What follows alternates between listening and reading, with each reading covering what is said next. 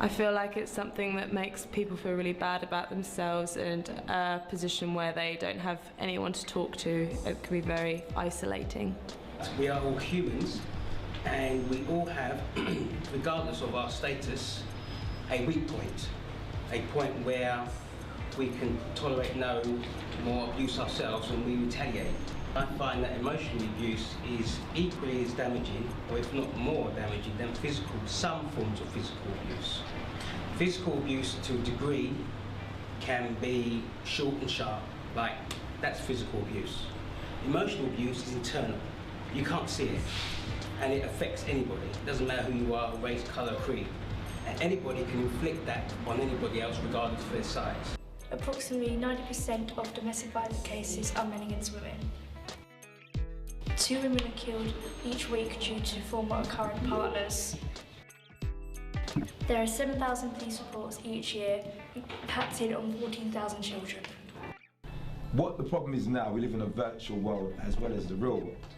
In this virtual world, people die, innit? In the real world, people die too.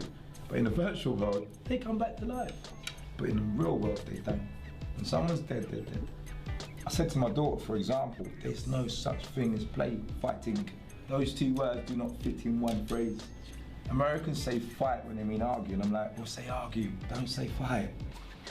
What do you think of Mighty Men of Valour? Mighty Men of Valour, I think they do a great job at trying to change the image of males being the abuser in domestic violence. I think it's quite a stereotypical thing to think that men are always the abusers. Statistically, that's true, but I mean, there are some cases where females are the abusers, so I think they do a great job at trying to change that.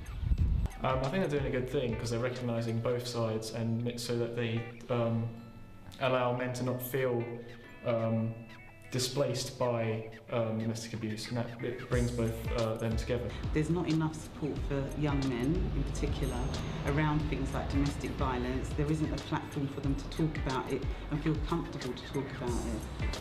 And not just talk about it, but actually to get some support to overcome it as well.